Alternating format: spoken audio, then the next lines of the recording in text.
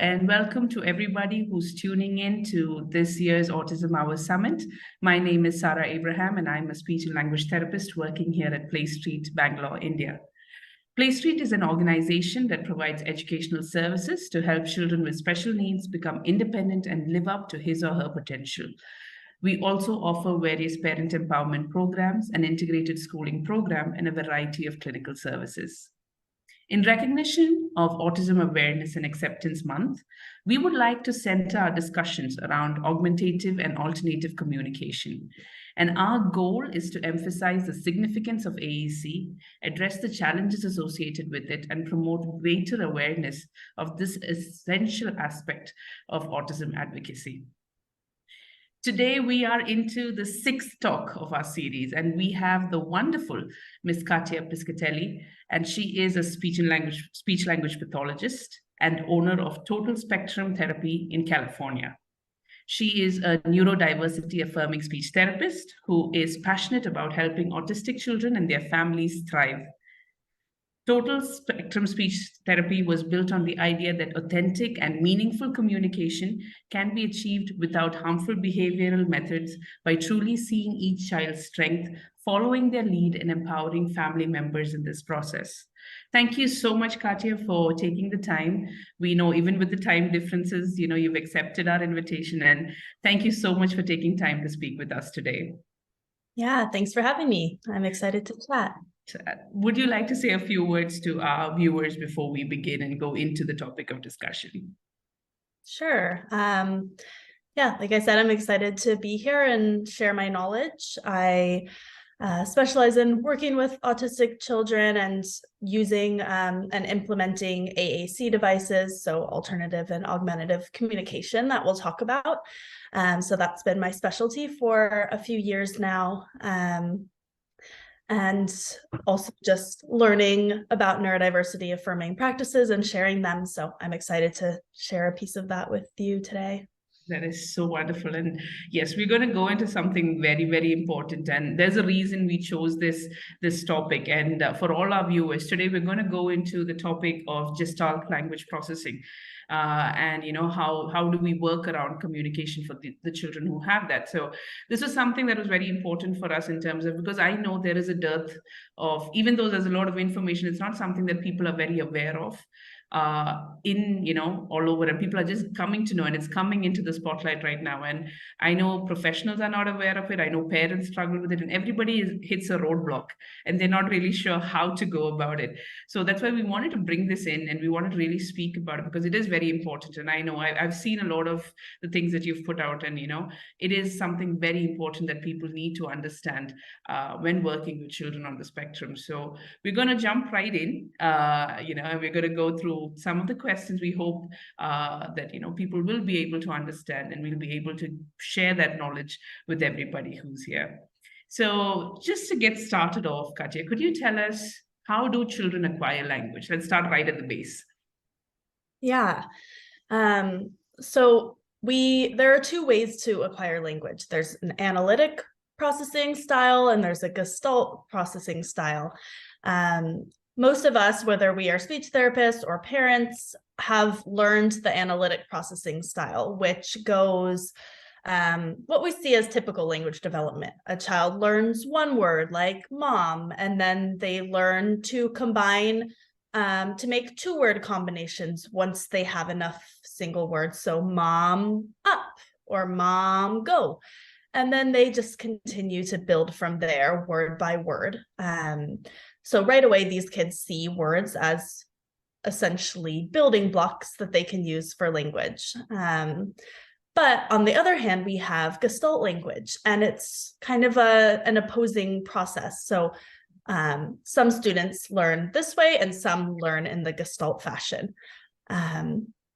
With Gestalt processing, it's sort of the opposite process because we start with larger chunks of language, oftentimes phrases that the student has heard or lines from a TV show or song that they have heard before. So they start with these larger chunks of language. And then over time, they start to break those down into single words. And then and only then can they really use those single words as building blocks for language. So it's sort of analytic processors start with single words and build out, and Gestalt processors have to start with these larger chunks and then break them down. And most autistic students are Gestalt language processors, at least 85%. So if you're working with autistic students, you're definitely working with Gestalt language processors. So it's important to understand the difference. Absolutely. And I think because all through what we are taught is the analytical approach. I think all of us are taught that this is how it goes forward. So like you said, there is a difference in terms of how they learn it. So would you say, like, most of our children who have echolalia and things like that, those are the terms that we know. Would you say those are the differences? How would you put that across when you see a child? Yeah. Right. So Gestalt language processors essentially are using delayed echolalia. That is the first stage of their language development. So these chunks of language that they're picking up are typically delayed echolalic pieces of language that they're learning. So delayed echolalia of songs or movie lines or YouTube videos or people's voices that they're picking up as a chunk, and then later will break down and be able to use. Yeah. Okay, all right. Okay. So do you, if I were to ask you, are there any indicators that this child is going to be a Gestalt language processor? Or, are there any clear markers that we can use to identify as a child as young as they are when they come in? Are there any specific indicators or markers to understand that? Yeah, so we can talk about how we would identify a non-speaking or minimally speaking student, and then also a student who is speaking. With non-speaking students, we can, if they're not saying any words, perhaps they are using a lot of unintelligible jargon. Perhaps you can't understand what they're saying, but it sounds very rhythmic. Perhaps they are singing a song, or you can make out the rhythm of the song, but you can't understand the words yet. Or they are saying what seems like long strings of language, but you can't understand the words.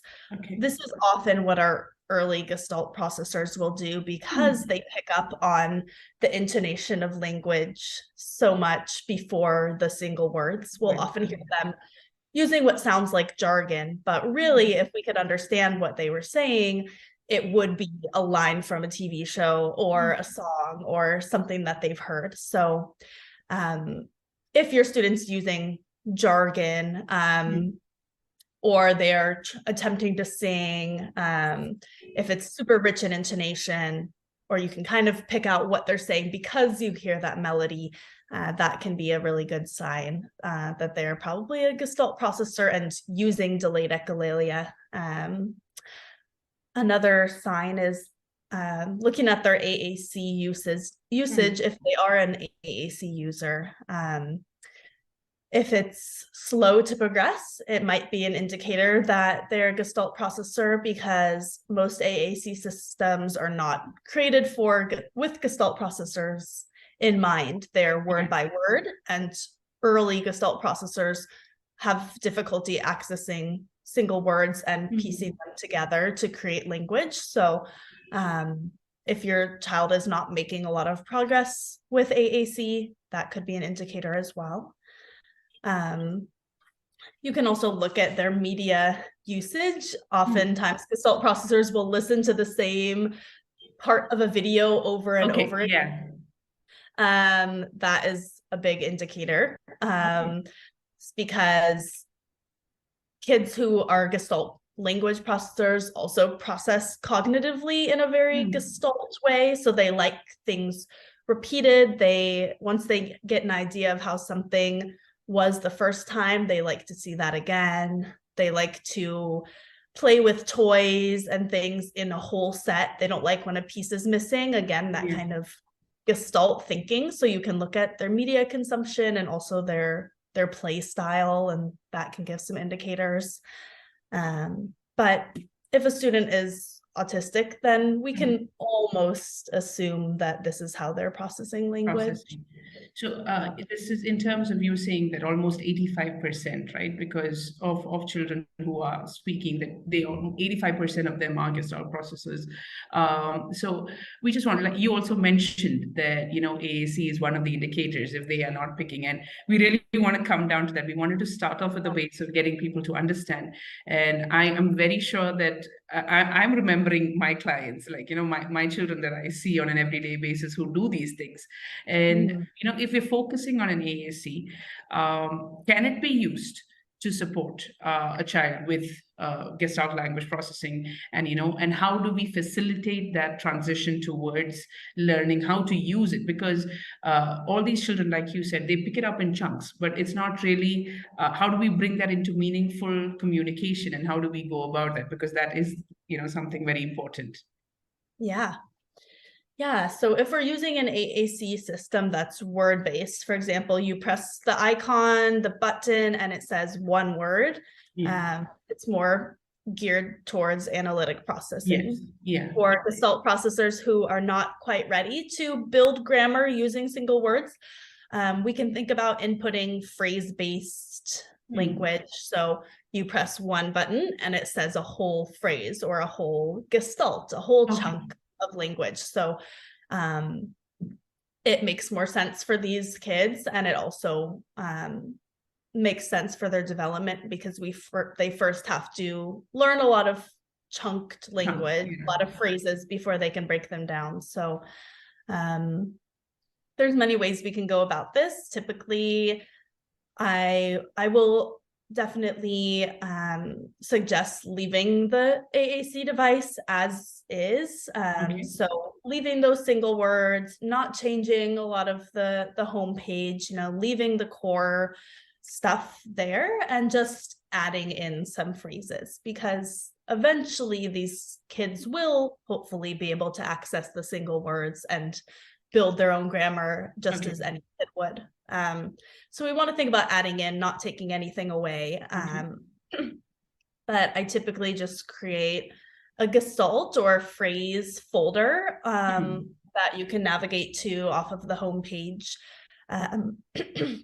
And in that folder, I would put perhaps the child's favorite media phrases if they have them.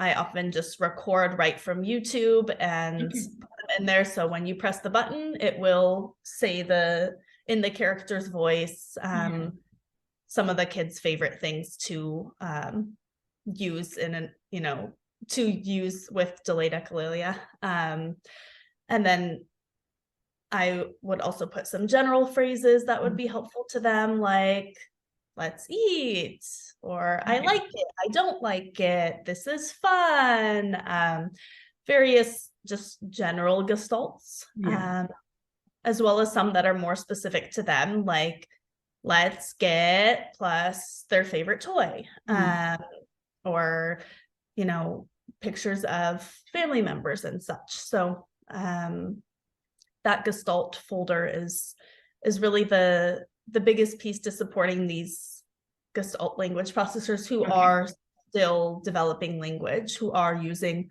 a lot of delayed echolalia. You can also sprinkle these phrases throughout the device. Perhaps on the food page, you leave all the single word food, but you add some things like, I'm hungry, or this is yummy, giving them more phrase-based stuff to access as well. Okay, wow. Okay. So it is definitely like, you know, how you said. So how do you, you know, just adding on to that, like you've got these phrases into place. Now, how do you get them to transition? Do we let them continue that way? Or like you said, you were saying that they break it down from chunks to smaller pieces and then go into those, you know, being meaningfully able to connect it into different sentences. Now, how would you go about that? You know, that transition phase, how would you be able to do that?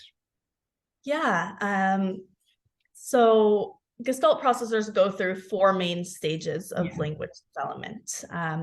The first one is delayed echolalia. So they're using often longer chunks of language, media lines, just they're echoing exactly what they hear immediately or in a week or in a month's time. So they're building up a bank in their head of different scripts or gestalts.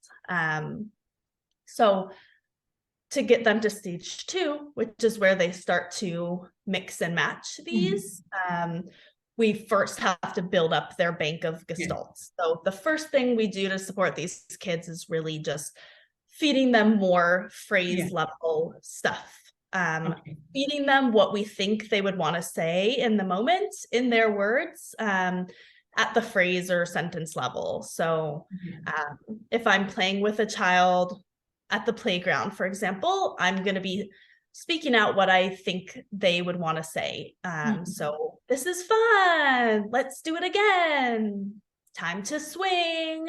I need help. So I'm modeling that, and I'm hoping that since their main form of communication is delayed echolalia, they're going to pick up those pieces and then use them later.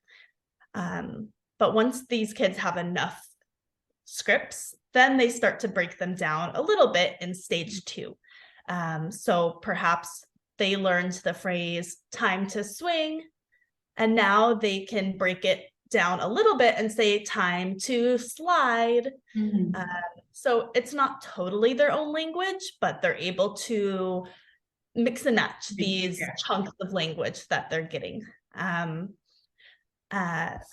And we support them to getting to the next stage by just helping them to continue to mix and match. So maybe they say one thing and we're modeling a slightly different version of it. So maybe they say, this is so fun. And we might say, yeah, this is so cool. So just helping them to break down those chunks that they've acquired a little bit. And then once they're mixing and matching very readily, that's when they're going to start pulling out these single words for the first time. So once they see that they can break down these chunks, more and more they're going to break them down till they get to the single word level. And then and only then can they really use single words to start building grammar with. So then they will start taking those single words and building these very beginning grammar pieces that we hear from analytic processors like mama, up. So in order to get to that stage where they're really creating their own stuff, first have to start at the script or gestalt level and help them acquire more, help them break them down, and then they can get to that single word stage where they're building. So when it comes to AAC, we want the AAC device to be able to do all of that, to be able to have scripts, but also have single words for when they're ready for that. Okay, that brings us right into it. I really like how you said that most of our AAC devices, most of the systems or the softwares that are in place, like you said at the beginning, are made for in terms of a child picking it up that way. So what steps would you tell, or how do you tell parents that, hey, your child is a Gestalt processor, and what are the steps that we need to do on the AAC device, like you said? You had mentioned a few at the beginning, but if you would like to elaborate more on that. I mean, I definitely use parents as an asset for this because they can often tell me what the child's favorite shows are or what the scripts or gestalts are that they are saying often, and then we can be sure to put them into the device. But when it comes to parent coaching, I typically just advise them to, if the child is in stage 1, right, if they're mainly using those gestalts or scripts, this delayed echolalia, then I'm typically advising parents to just mainly stick to that phrase folder and model these phrases, just like you would modeling language that the child wants to say in the moment, like I did with the playground example. So doing the same thing, but modeling on the device what you think the child might want to say. Okay. And how do you know, like, how do you choose which system works for the child? How do you go about deciding what works for each child? There's a lot of different AAC applications, and I don't know which ones are available to you there, but I find they all have pros and they all have cons. So Yeah. when it comes to working with Gestalt language processors, I'm mainly looking for a device that is customizable. So something that I can add my own things to, and definitely one that will record speech. So I can record YouTube clips or song clips, because often these kids, they need it in the character's voice, or they need it in the exact intonation that they heard it. So the ability to record and just be customizable is a big one, as well as it being robust. So it's having enough buttons that the child can express everything that they want to. Yeah. Wow. Okay. Yeah, definitely. I think just thinking about those things in terms of, do you think that I'm sure there are, like, I'm thinking about, there are challenges that do come up with an AAC system, and have you faced that? And, what kind of challenges have you faced when trying to incorporate all of this into an AAC system? And, how have you gone about overcoming the problems that have come along with it? Yeah. I've had, as far as the AAC system goes, I typically use similar ones. So I've troubleshot the things that might be difficult, but I have worked with applications that my student is already using. We don't want to switch them over, and some have been not as customizable. So kind of have to work with that a little bit, but for the most part, I haven't had a lot of difficulty making the device more Gestalt friendly. Okay. Yeah, and there are certain applications like TD Snap that we have here, and that one is very phrase based. So it's a great one because it's already loaded with lots of Gestalts, just because they happen to include a lot of phrases in there. So some of them kind of give you a head start for sure, where others you really have to put in some work to make it more Gestalt-like. And I can definitely show examples if you want. I do have. Yes, absolutely. So here's an example of touch chat, which is one that I use often. I think it's one of the most customizable. So it's really great for Gestalt. So as you can see, this is a 3-year-old Gestalt processor that I work with, and we left the homepage just as it is. We haven't really made any changes, but if you can see in the bottom right corner, we created a phrase folder. So we have Riley's phrases, and we'll go in there and I can show you what's in there. So on the top, she likes the show Cocomelon. So we have some recordings from Cocomelon. And we put things in there that she was using and is using communicatively. For example, this hot, hot, hot phrase she was using to express when something was hot, when we were cooking or she was eating. So I'll show you what that sounds like.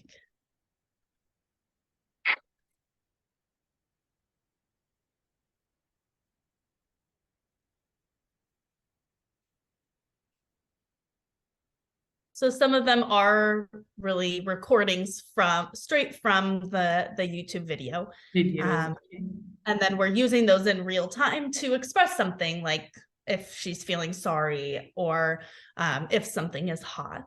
And then we put more general ones as well. I did it. Like I like it. I did it. I like it. And these are just in the AAC voice. Yes. I like it. Look. So that's kind of an example. A lot of these are more specific to her, like let's wash the car, because that's something that she enjoys doing. So we just kind of added those in as we interacted with her, and just kept asking ourselves, what would she want to tell us in the moment? Okay, how can we add that in as a phrase? So Yeah. Wow, it's really nice. So I like it how you've done that. So you were saying that you keep the main pages as it is. And then you go on to making another folder for them. And do you again go into making other separate folders for the children in that, or how do you go about that? Like to keep building on that? How would you move in from this to the next stages for this child now? Yeah. So the next stage would be kind of them creating different versions of some of these Okay. Gestalt. So that can be tricky because, I mean, AAC regardless, I think the biggest difficulty is that a lot of these kids have so many things to say or so many scripts in their repertoire that we can't include them all. Yeah. So that can be difficult, and that's where we still want to accept other forms of communication. So like a lot of my students will access parts of a YouTube clip, for example, and they're trying to communicate something with that. So paying attention to what they're using, even if it's not on the device, because it's hard to include it all. Yeah. And it becomes harder in stage 2 when they start to break them down a little bit. So there's different ways to go about that. Sometimes I will do a folder where, for example, if their Gestalt was, let's eat apples, but now they're saying, let's eat ice cream. I might just add that let's eat piece to the food folder, and then they can press let's eat plus let's eat plus this and that, so they can start to break that down a little bit. Yeah, and just to be clear, there's really no research yet on the Gestalt plus AAC combination. Yes. So we're all just kind of seeing what works best in our experience. So yeah. Very true, very true. I mean, I think that's something I'm learning a lot just seeing this, and I really want to be able to apply this in terms of the children that we work with. Just adding on to this, because we generally see a lot of our children on the spectrum do have motor difficulties, and it does have an impact. We see it in terms of their speech, we see it. So do you feel that motor planning impacts this processing? Like, does it play a role? And how can you use the AC to be more supportive? Because we see our children struggle, especially those, and it looks like the child doesn't want to talk, but the child does have a lot to say. But with the motor planning difficulties, they are struggling. So have you seen, where children have that they're Gestalt language processors, but they also have motor planning difficulties? Have you seen children like that, and how have you worked with them? Yeah.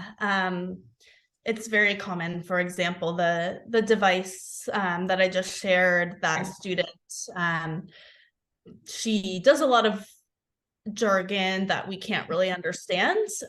But when she is clear, she's really only using 1 or 2 word phrases. So she definitely has some motor planning issues. I think if she was able to coordinate longer phrases, she would be saying them. But since they're not, she can't do that clearly. She sticks to these 1 or 2 word phrases instead. Or if you model a long thing, she'll pick up a word or 2 from it that she can't say clearly.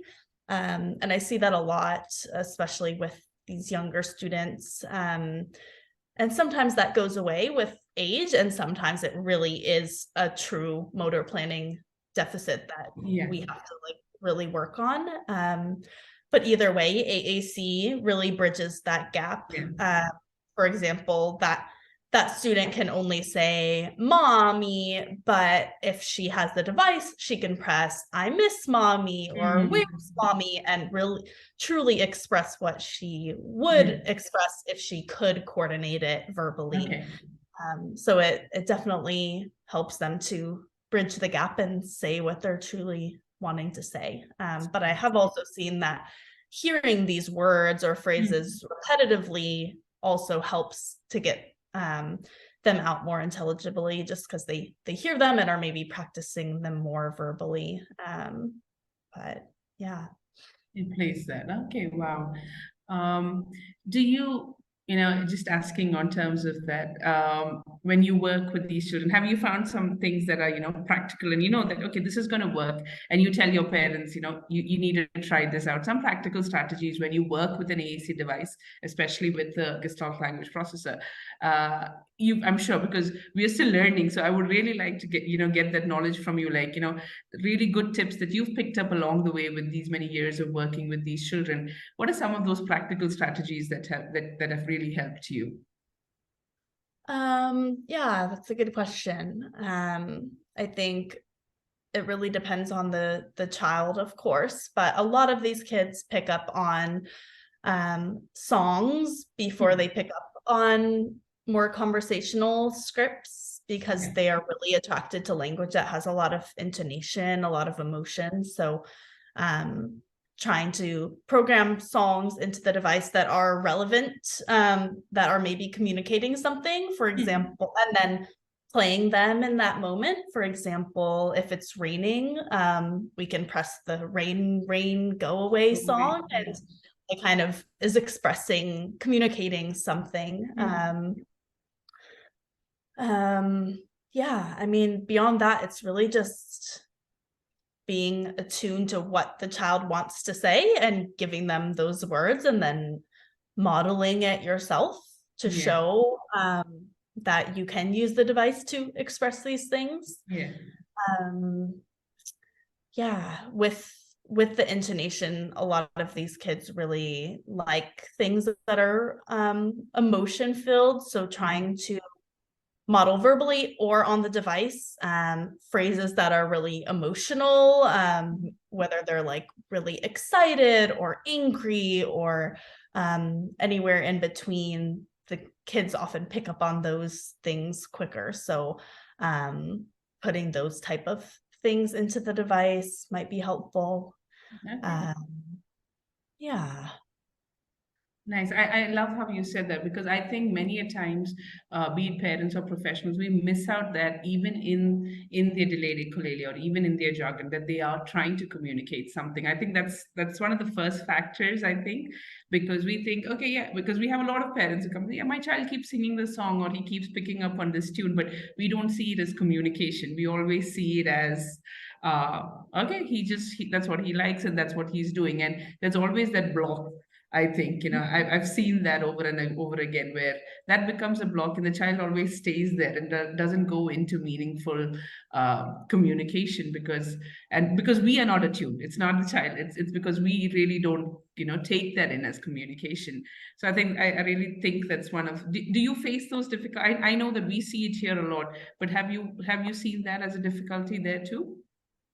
Yeah, and I'm glad you brought that up, because I was going to do the same. It's definitely arguably the most important way that we can support these kids is acknowledging that their delayed echolalia, their scripting is likely meaningful, and doing the work to figure out what it is they are truly trying to say to us, and then giving them those words. Because a lot of these scripts, these delayed echolalia pieces, they are not clear at surface level what the meaning might be, but underneath they likely have a meaning and something that they're trying to communicate to us. So if we can do the work to figure that out, then we can really help, not only just to understand our child and what they're trying to tell us, but help them to get the words to truly express that.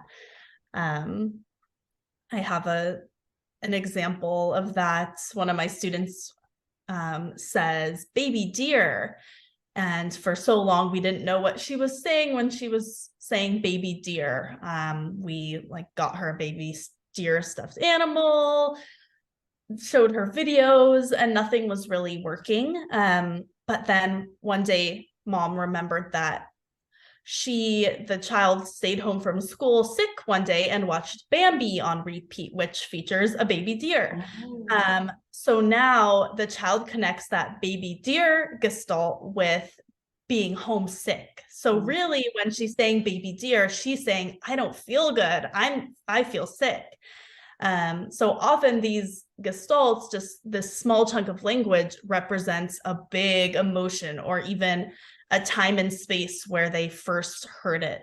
So really, if we can think back to where did that phrase come from, it can often cue us into what the child is really trying to tell us. Yeah. Wow, could you give us some more? I mean, I'm really interested. Could you give us some personal experiences like the ones that you shared, some more of that, just to get our viewers to also understand that these are maybe similar things that their children are doing, that they can also pick up on. We would love to hear more about that. Yeah. So sometimes it is a word that we just don't know the meaning of.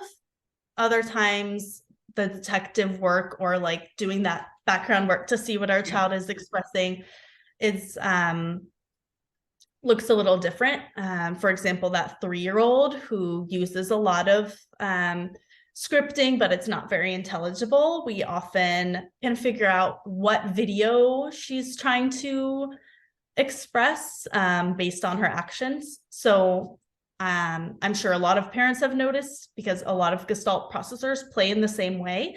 They often play in a way where they're trying to recreate perhaps a TV show or a scene from a movie or a scene from something, or even just recreating something they've done before during play. So oftentimes that particular student will be doing something repetitive with her body and saying a lot of unintelligible phrase-like stuff, and we can't figure out what she's saying. But if we look at her body language enough and try to figure out what she's recreating, then we can figure it out. For example, I bought her like a disco ball light and she plugged it in.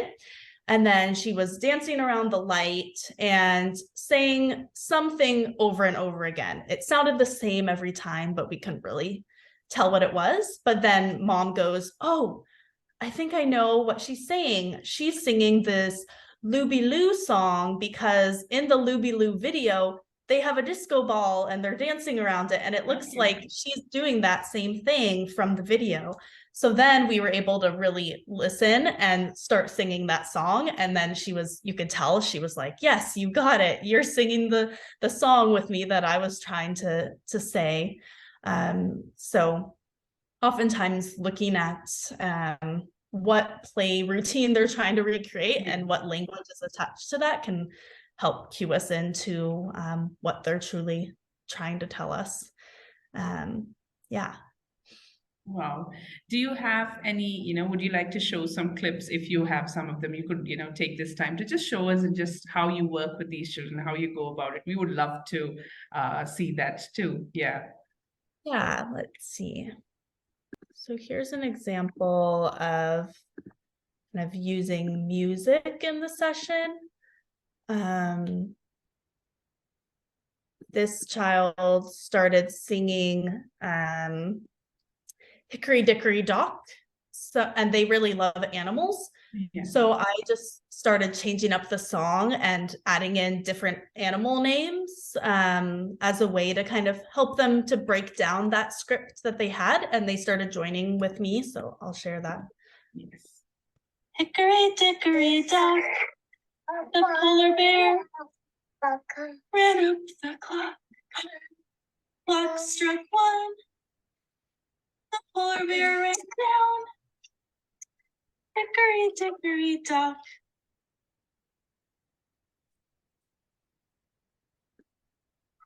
Who's next?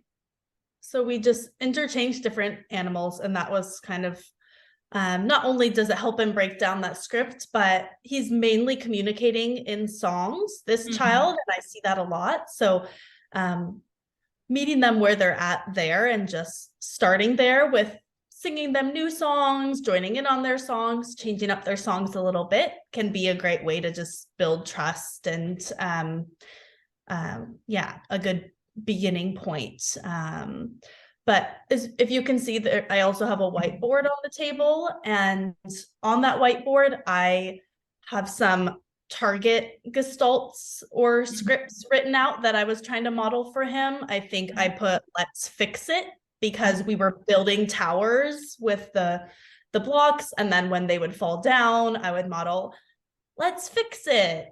I write these out for him because this particular child can read. And a lot of the kids that can read, if you write out the scripts that you're trying to model for them, they'll often pick them up faster, just having that visual model. And that's the beauty of AAC as well, is they get that visual model. But yeah, so writing that out for him. But if he had an AAC device, then I would put it in the device as well, of course. So this student, I was trying to model more gestalts or scripts that they could use during this pretend play scene, and also just across their day. So you can see on the right the things that I'm modeling. One thing that we didn't really touch on, but we want to make sure that we're modeling a variety of types of communication. So modeling comments like, it's so cool, it's big, I like it. Modeling suggestions like time to eat, let's play. Modeling protests like stop, go away, I don't like it. Labeling kind of self and emotions. So that's what I'm doing here with a lot of I'm phrases, because this particular student was kind of missing those. So you can see in the video how I'm just modeling these things openly in his words that I hope he will then echo and use. But if I were using an AAC device, it would be the same thing. I would just be pressing the phrase on the device instead.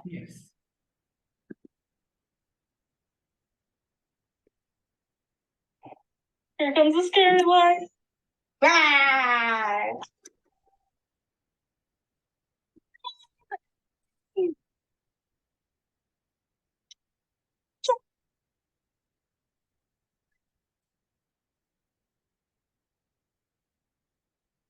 It's a scary tiger. Bye. Ah, I'm scared.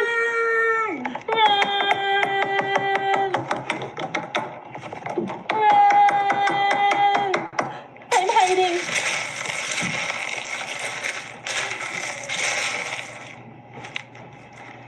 Run.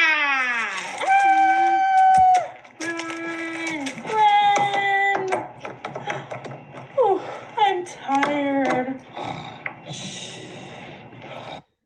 So a lot of these students don't love pretend play, really playing with toys, but if they do, it's a great way to model language that's like in their words, that if they imitate it and pick it up, it will make sense for them, because you can like talk as them, as the character. So it's definitely a great way to do it if they do enjoy that kind of toy play. Wow, wonderful. Thank you so much. I think the videos really puts a lot of things into perspective, I think, for all of us, including us as well as those who are going to view it. And even as we kind of wrap all of this up, in this conversation, I know we touched on a lot of things, but if there was one thing, or there are a few things that you want parents to remember and professionals to remember when working, what are some things that you would always keep telling them, or that takeaway that you would always want people to remember about with our children? Yeah, I mean, the biggest takeaway for Gestalt processors is really that their echolalia is communicative, and doing the work to figure out what they're trying to communicate, and also just affirming everything you hear is going to be super important. Yeah, and then when it comes to AAC for these kids, just adding in these phrase-based things, and then truly for any child, just modeling what you think they would want to say in the moment. Yeah, I think those would be the biggest things I would say. Yes, I think it's very, very important. I think, like you said, and we've mentioned it over and over again. I think even when we spoke that our children are trying to communicate something, no matter how it is. And I think it's always our responsibility, and we have to find out what are they trying to communicate through that. So we just want to take this time, Katja. Thank you so much. It's been a pleasure. I've learned a lot, and I know that there are a lot of things that I want to go back and try with my children, children that I see. But we just want to thank you for taking the time to come on this talk, and we really hope to all our viewers who are watching this that your children are communicating something, and we want to be able to help in that. And that is the reason why this talk has come forward. That our children who are Gestalt processors are communicating something, and we want to find ways, and we want to use AAC. That is very important. We want to use it as a bridge to help them communicate and work through the way to get them to a place where they can speak on their own. So thank you so much for all those who joined in. Thank you, Katja, once again for joining in on this. We thank you for this time. Hope to see you again on the next talk. Bye-bye. Yeah, thanks for having me.